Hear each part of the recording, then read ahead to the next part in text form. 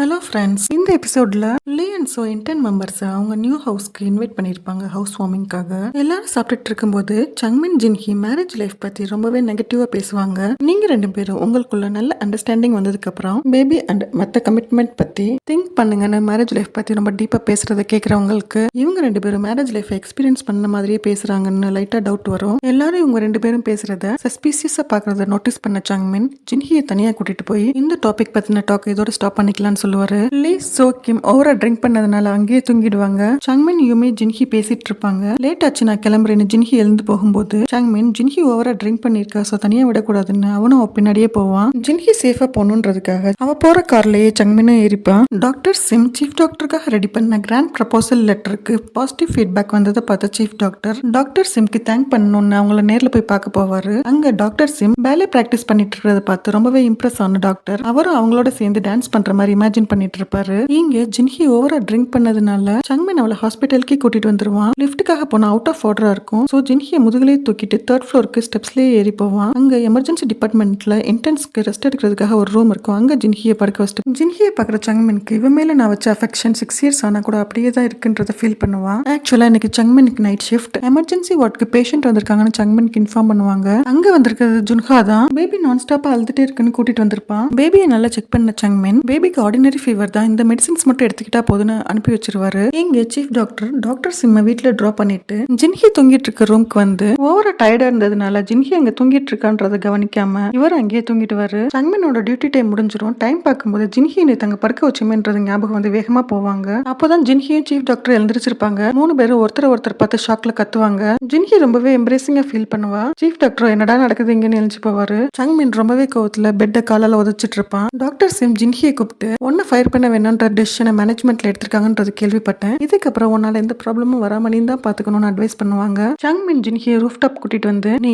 Chief doctor கிட்ட கொஞ்சம் distance maintain பண்ணிக்கோ, அதான் நம்ம ஃபியூச்சருக்கு நல்லதுன்னு சொல்லுவான். அதுக்கு ஜின்ஹி நம்ம ரிலேஷன்ஷிப் எப்பயோ முடிஞ்சு போச்சு, ஃபியூச்சர் பத்தி நீ ஒன்னும் கவலைப்பட வேணாம்னு சொல்லிட்டு போவா. நெக்ஸ்ட் ஒர்க் டே ஸ்டார்ட் ஆயிடுச்சு. கிம் யுமிய ஒரு சின்ன டிஃபன் பாக்ஸ் கூட தூக்க விட மாட்டேன்றான். சின்ன டிஃபன் பாக்ஸ்ல இருந்து பெரிய பாக்ஸ் வரைக்கும் யுமி கேரி பண்ண வேண்டிய எல்லாத்தையுமே இவனே தூக்கி கொண்டு போய் வைக்கிறான். இதை பாக்குற லீ அண்ட் சோ யுமியுமே இவன் என்னடா விழுந்து வேலை பாக்குறான்னு பார்த்துட்டு இருப்பாங்க. மார்னிங் ஜுன்ஹா அவசரமா எமர்ஜென்சி வார்டுக்கு குழந்தைய தூக்கிட்டு வருவான். டாக்டர் சிம் இப்ப குழந்தை செக் பண்ணுவாங்க. அவங்க பேபி உடம்புல இருக்கிற ரெட் ரேஷஸ் எல்லாம் பார்த்துட்டு குழந்தைக்கு இருக்கிற டிசீஸ்க்கு உடனே சர்ஜரி பண்ணணும்னு சொல்லுவாங்க. அந்த டைம் அங்க சங்மின் வரதை பார்த்து ஜுன்ஹா நேத்து ஆர்டினரி ஃபீவர் தான் சொல்லி அனுப்பி வச்சு அப்படின்னு சொல்லிட்டு ஃபேஸ்லயே பஞ்ச் பண்ணிடுவான். அங்க ஜின்ஹி வந்து ஜுன்ஹாவை காம் டவுன் பண்ணுவா. சீஃப் டாக்டர் குழந்தைய வந்து செக் பண்ணிட்டு உடனே ஆபரேஷன் தியேட்டர் ரெடி பண்ணுங்க சர்ஜரிக்குன்னு சொல்லுவாரு. ஜின்ஹி ஜுன்ஹாக்கு காஃபி வாங்கி கொடுத்துட்டு நீ ஒன்னும் கவலைப்படாத பேபி, நாங்க நல்லா பாத்துக்கோன்னு சொல்ற டைம்ல குழந்தைக்கு உடம்பு சரியில்லைன்ற நியூஸ் கேட்டு ஆரா ஹாஸ்பிட்டலுக்கு வந்து சங்மின் விசாரிச்சுட்டு இருக்கிறத ஜின்ஹி பார்த்து ஆரா கையை பிடிச்சி இழுத்து தனியா அங்க இருந்து கூட்டிட்டு போய் நீ செஞ்ச வேலைக்கு எந்த மூஞ்சி வச்சுட்டு இங்க வந்தேன்னு ஆரா அடிக்க ட்ரை பண்ணும்போது சங்மின் அங்க வந்து தடுப்பான். ஆரா சங்மின் பின்னாடி போய் நின்னுட்டு பிரதர் இன் லா என்ன கொஞ்சம் இவள்ட்ட இருந்து காப்பாத்துங்கன்னு சொல்லும்போது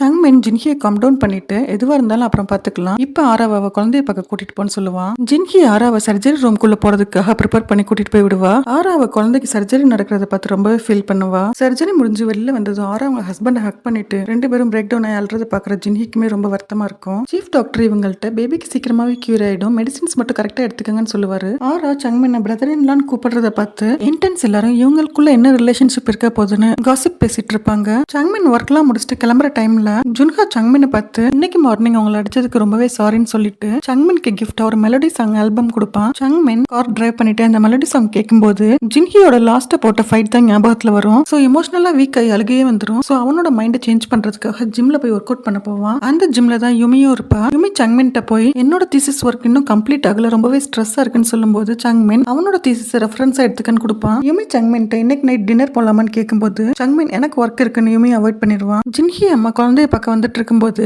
அங்க ஆரா இருக்கிறத பார்த்து அவளை இழுத்து போட்டு நல்லா அடி வெளுத்துருவாங்க. நடுவுல ஜுன்ஹா வந்து நல்லா அடி வாங்கிக்குவான். ஆரா அவங்க அம்மாட்ட என்ன மன்னிச்சிருங்கன்னு ரொம்பவே கெஞ்சி கேட்கும்போது அவங்க அம்மாவாலையும் சடனா இதை அக்செப்ட் பண்ணிக்கவே முடியாது. ஜின்ஹி தான் அவங்க அம்மாவை கொஞ்சம் கம் டவுன் பண்ணி வாங்க குழந்தைய பார்க்க போலான்னு கூட்டிட்டு போயிடுவா. குழந்தைய பார்த்ததும் சடனா எல்லாத்தையும் மறந்து அவனை கொஞ்சிட்டு இருப்பாங்க.